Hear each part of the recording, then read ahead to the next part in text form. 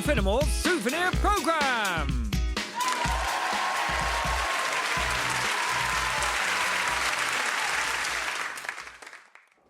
Now then, Brian, I want a word with you. When you won the lottery, you promised it wouldn't change you.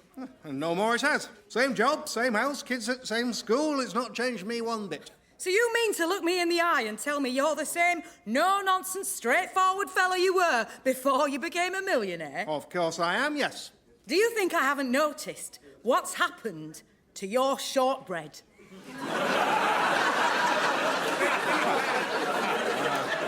Naturally, I've upped me shortbread game a little. Ups it a little? You've transformed it. No. I've just added the merest scraping of caramel. Scraping? A thick, indulgent layer of rich, sea-salted caramel is what you call your shortbread.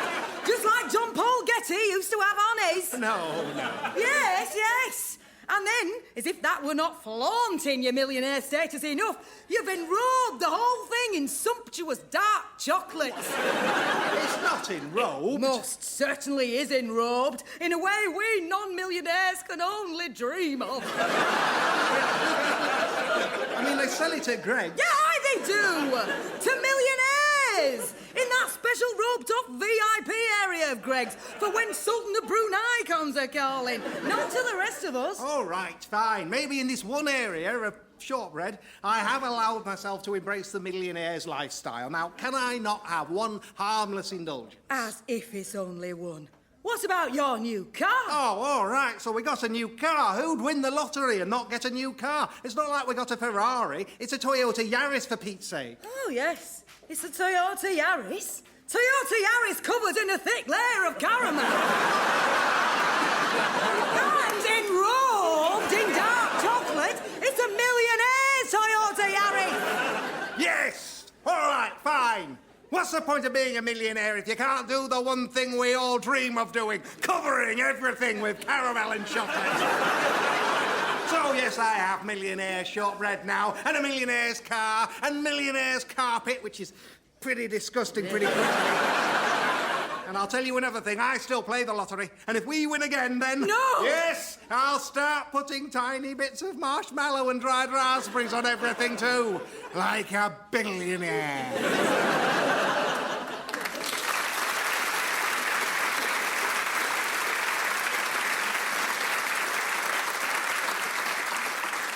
I'm the third of 4 children, but the only son. So, yeah, there's a whole sort of mix of weird expectations. But actually, my sisters and I are really close. Although, my older sister... Yes, a moment. Forgive me, please, for interrupting. No, go ahead. Yes, there is something I would like to say to you. Yes, I am not very interested in what you are saying to me. Right. Your English is very good, but I think maybe you mean you're not following what I am saying. No, I am following. My English, yes, is very good, and it is very easy to follow. But it is hard to be interested in. And this is the problem I am having. I am not interested in what you are telling me. Right. So I am wondering if you could speak more interestingly, or about some other thing, or perhaps not talk at all. Right. Yes, of course. We can talk about something else. Or, as I say, not at all. Let's try something else. I've just come back from Mexico. Yes. I had a really good time. A few days in Mexico City. Then This trip, it was interesting for you to go on, yes? Yes. Yes. Will it be interesting for me to hear about you going on? And if so, why? Yeah, I don't know. I suppose not everything can be interesting to everybody. This seems like a probable hypothesis, yes? In fact, given that what you have been saying is a subset of everything, and I am a subset of everyone, I think we can say we have proved it. But it is perhaps, ironically, not a very interesting hypothesis to prove. Right. Sorry, have you been on many dates? Oh, hundreds and hundreds. Any second dates? Not one.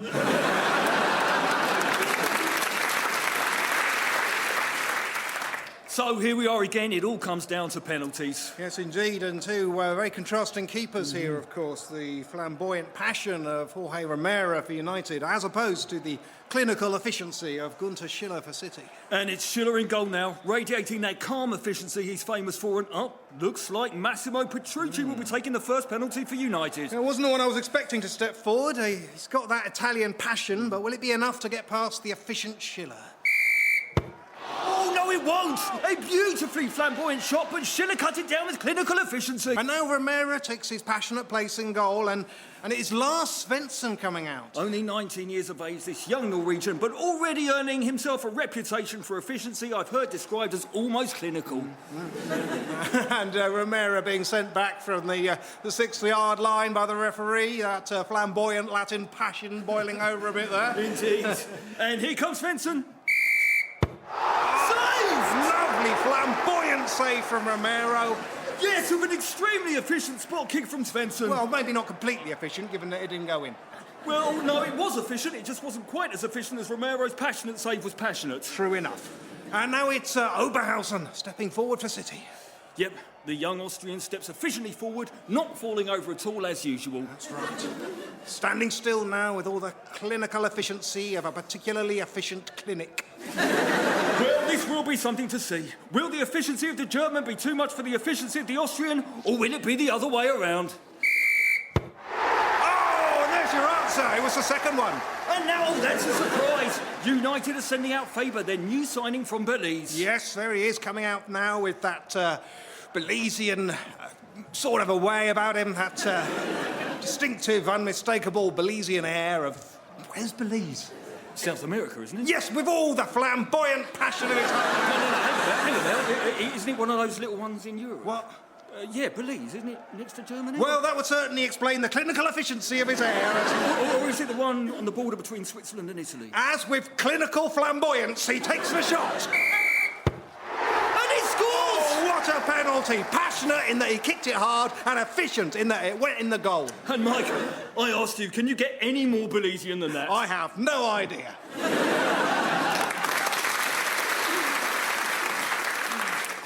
So, Finnemore having a crack at a football sketch there.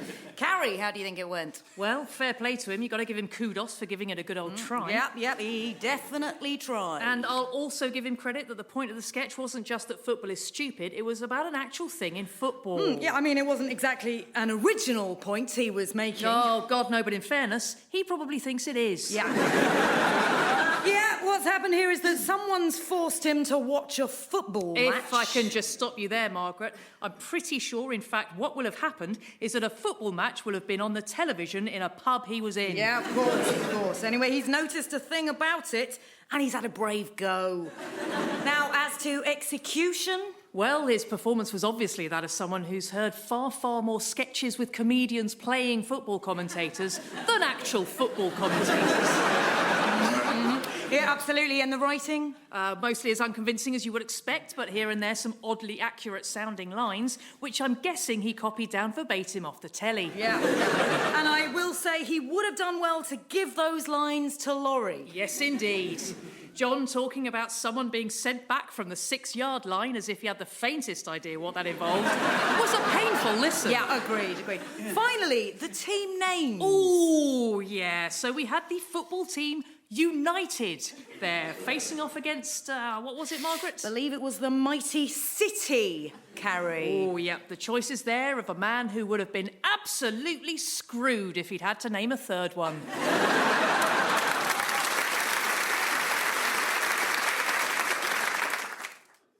Gov? What is it now, Casterbridge? The McNaughton case, Gov. I want to search the database for any links between O'Brien and the insurance company. Is that OK with you? Oh, God, Casterbridge, you're obsessed with this case. All right. It's against my better judgment, but I'm giving you 24 hours for this search of yours and no more. 24 hours? And no more. If you can't do it in 24 hours, I am shutting down the whole case. Well, don't do that. But 24 hours? It's only an online search. I'm fed up with your backchat, Casterbridge. What don't you understand about 24 hours? Why there's so much of it? I'm just saying I could Don't push me! Castlebridge, it's about time you learned. When I say 24 hours, I mean 24 hours. Not a minute more, not a minute less. Only I've done it now. We've been talking. There's no link. I won't tell you again, Castlebridge. You've got 24 hours now. Get out of my office. I don't want to see your face for 24 hours. And then I do want to see it. Right, you're welcome. 24 hours! How'd it go, sir? Yeah, pretty well.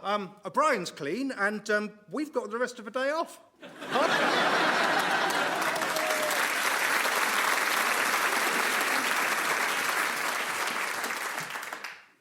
Well, then, of course, there's that lovely story Tony tells. Do you know Tony Grove, don't you? Yeah, of course, we did Uncle Vanya together. Oh, of course. Well, you have to imagine it in Tony's voice. I can't do it, but I was in Basingstoke once doing a god-awful private live. Yeah, you don't have to do the no, voice. I do. It doesn't work without the voice. Oh, okay. Doing a god-awful private lives with Lillian Ferrier, and she told me... So you know Lillian, don't you? Yeah. Right, so you have to imagine Tony trying to do Lillian's voice. Really? Yeah. Okay. So Lil said to me, "Darling, on a cruise once, I met the most beautiful Spanish boy who'd been an extra in Carrie on Abroad. And he said..." So now imagine... Yep, Tony doing Lillian doing Spanish. Exactly. So... everyone was very friendly. Very friendly. Kenneth Williams, he told me a very funny story. He said... Timothy, you're going to hurt yourself. No, it's okay. He said they wanted to cast me in a review, you know. They really there once. But when they told Dame Edith, she said... Please, don't it's do okay, it. it's okay, I've got it. She said...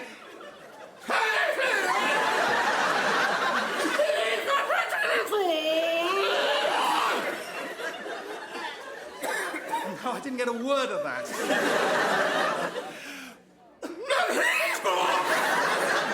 But he's got... Yes? Wait. Just... I tell you what. Just try taking out Tony. What? Just do Lillian doing Spanish, doing Kenneth, doing Edith. It won't really work. You try it. Okay? Such an extraordinary voice! Okay, now take out Lillian. Such an extraordinary voice! And now take out the Spanish guy. Such an extraordinary voice! Now take out Kenneth Williams. Such an extraordinary voice! Now take out Edith Evans. Such an extraordinary voice. Yet too far, put Edith back in. But he's got such an extraordinary voice! Very good. Yeah, it reminds me of the one of Brian Blessed told me about how Christopher Walken imitates Al Pacino. I can't do the voice, but it's like hoo-ha.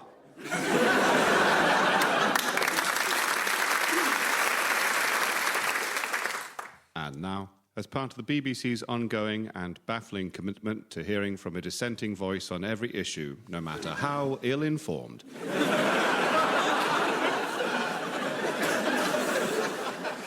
The news headlines.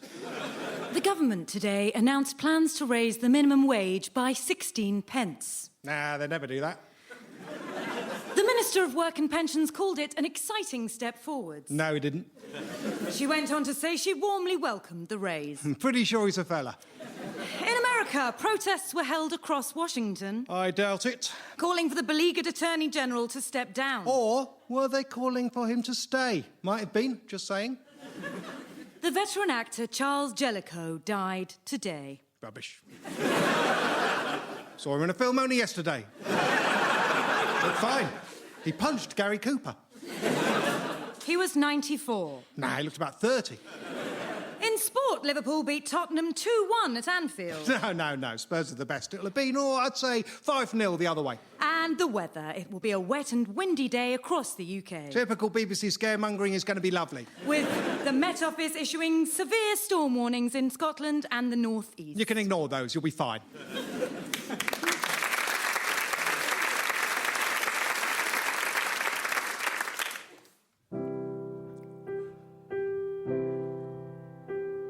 I do not know what I ever did wrong. Whatever it is, though, I'm sorry. But each series when John gives out the new songs, there's never a song for Lawry. I'm well aware my voice is not that strong.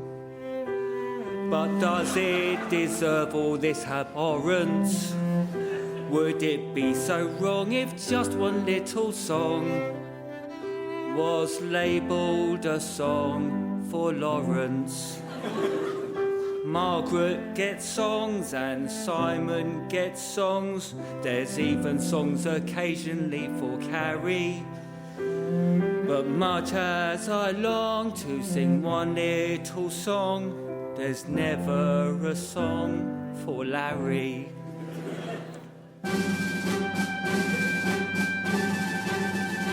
I could sing a stirring march to send our brave boys off to war with a patriotic passion like they've never felt before.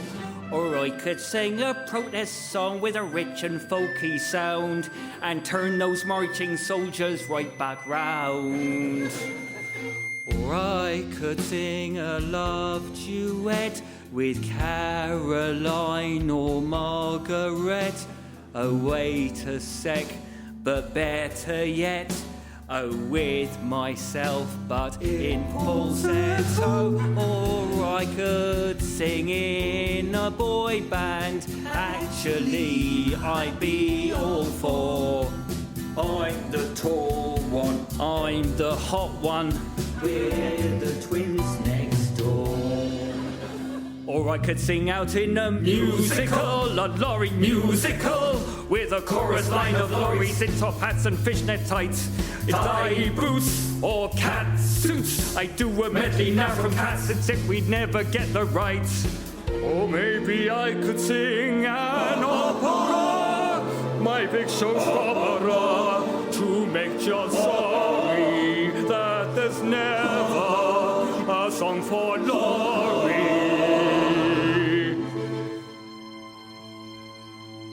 Well, I've said my piece, I'll go so long.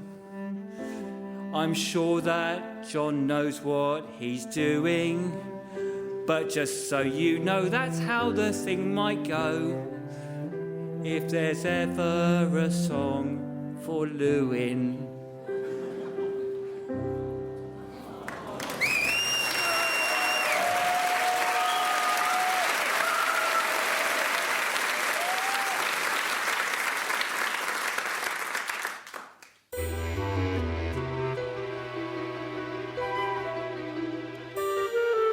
Well, since you asked me for a story of a breakneck race against time, and also for one about some nice doggies with waggly tails, that is exactly what I've got. You're terribly good at this game. It all began when two distinguished visitors came to call on me in my rooms. One was none other than Sir Hugo Hush, head of Britain's Let's Just Keep This Between Ourselves, shall we, service, or Lechkataboswi for short. It's just easier to say.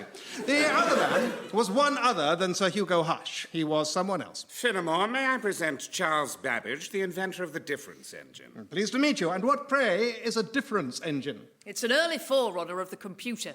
I see. And what is a computer? Well, obviously I've no idea yet. Of course. So then, Hush, what's all this about? What's all what about? All of this. All of what? All of whatever you're about to tell me about. What is all of what I'm about to tell you about? About? Yes. I'll tell you. Finnemore, I wonder what you know about something known as the secret chord. Well, I'd heard there was a secret chord. But David played, and it pleased the Lord. But you don't really care for music, do you? No, not particularly. But a chord that can please the Lord, that interests me greatly. Frankly, Finnemore, Great Britain has been responsible for some pretty Lord-angering stuff lately, and we're overdue a smiting. We could really do with someone playing that chord and making the Lord go all distracted and silly. So the chord works upon the Lord in much the same way as catnip works on cats, does it?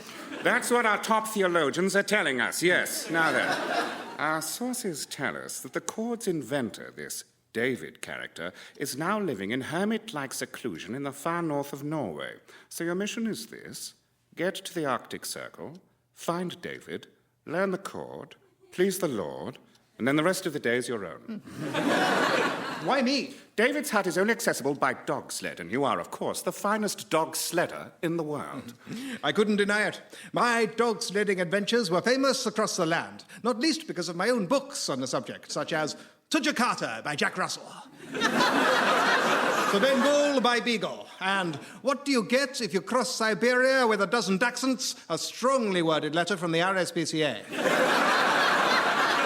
Mr. Babbage here Continued Hush, rudely interrupting me, listing all my books in my head. has agreed to finance the expedition and provide the sled. In exchange for being allowed to use the chord from a difference engine. What on earth for? I want the chord to play every time the difference engine starts up. I don't know why. Something tells me it'll be a thing. Well then, gentlemen, there's no time to lose. Alas, other adventurers have also got wind of the chord's existence. Our old enemy, Sir Edward Elgar, for instance. Damn it! Yes. He wants it to put it in one of his damned symphonies, and has already set off with a dozen schnauzers. And word is that Florence Nightingale is amassing poodles. Though that may be unrelated. Without further delay, I hitched half a dozen of my favourite huskies to Babbage's sled, and mush! Our 2,000-mile journey to the Arctic Circle had begun. We started by turning left along Church Street, taking the second exit at the roundabout and following the B322 until we joined the motorway. I say, Finnemore, can we pick up the pace? Well, not really, I'm afraid. I don't want to strain the dogs. We're already doing 6 miles an hour. Oh. Well, perhaps we should at least move into the slow lane. I like the middle. Thing is, though, Finnemore, Elgar has a day's head start on us, and his schnauzers are famously swift. Is there really nothing we can do to increase our speed? I fear not. I have sledded with these 6 dogs many times, and 6 miles an hour is their top speed. Then, hang on, if we had 30 dogs, could we do 30 miles an hour? Gazed at him in astonishment. To think that this man was supposed to be a mathematician, and yet he was capable of brilliant practical insights like this one. We pulled off at the very next motorway services and headed straight to one of those drive-in dog shops they have. Hello, could you give me another 24 dogs, please? 24 dogs, certainly, sir. Leaded or unleaded? I beg your pardon? Sorry, I meant leaded or unleaded. Yes. With leads, please. Right you are. I don't know, Finnemore. Even at 30 miles an hour, I doubt we can catch Sir Edward Elgar. Oh, dear. I say, how many dogs have you got back there altogether? Oh, about 800 odd. I will take them all. Quickly, fairly quickly, we harnessed our new purchases to the sled, and I once again took the reins. Mush! Now, I don't know whether you have ever been pulled along the M1 motorway at 800 miles an hour by a vast pack of dogs that you recently bought, but I can tell you it is an exhilarating experience. Do you think we should move into the fast lane? I like the middle one. Extra benefit of our terrific speed was, as we began to run out of Scotland, I was simply able to call to the dogs, jump! And we cleared the North Sea with ease. But it was upon our landing in Norway that our troubles began. Like most dogs, our new recruits have been perfectly happy scampering along a motorway at nearly 1,000 miles an hour, but they didn't like snow. One by one, I was forced to unharness the exhausted hounds and bring them into the sled with Babbage and I. But once we reached the point where there were more dogs riding in the sled than pulling it... Finnemore, I fear our speed has decreased somewhat. Yes, I fear we must admit defeat, Babbage. I don't see how we can possibly reach the secret chord before Elgar. To my amazement, I beheld a forlorn figure trudging through the snow with a pack of schnauzers gambling at his heels. Sir Edward Elgar. Oh, Finnemore, hello. I might have known you'd be hot on my heels. Well, you win this round. The chord is yours. But your schnauzers seem happy enough. Oh, yes, the dogs are fine, but my sled is smashed to smithereens. I built it out of old cellos, and apparently that's not really the optimum sled-building material. Whereas mine, as befits the sled of a man of science, was made of sprockets and valves and conical flasks, so remains in tip-top shape. But alas, our dogs are worn out. Well then, said I, Seems like both our expeditions are doomed to failure. Yes, I suppose so, because my sled is broken. And our dogs are tired. I know. Oh, well, goodbye forever.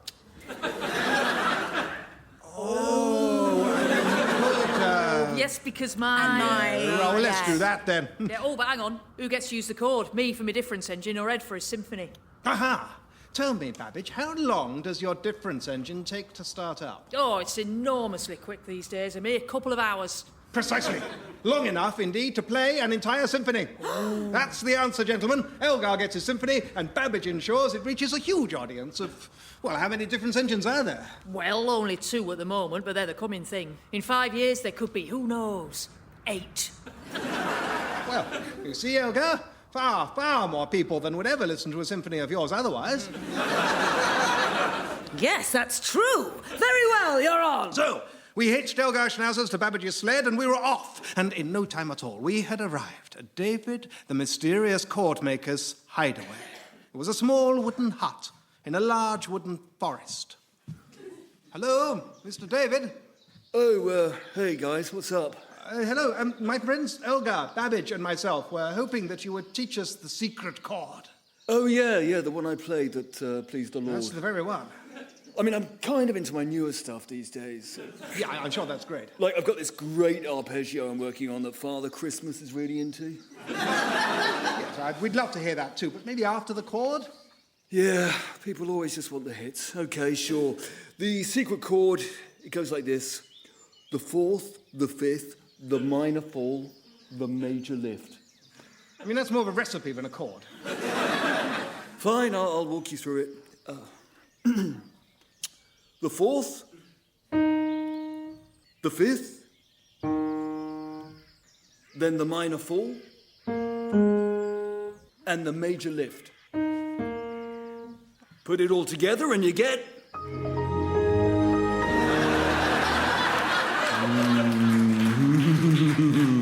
Oh, it's nice. Play it again. Good night. John Finnemore's Souvenir programme was written and performed by John Finnemore with Margaret Cabourn-Smith, Simon Kane, Lawry, Lewin and Carrie, Quinlan.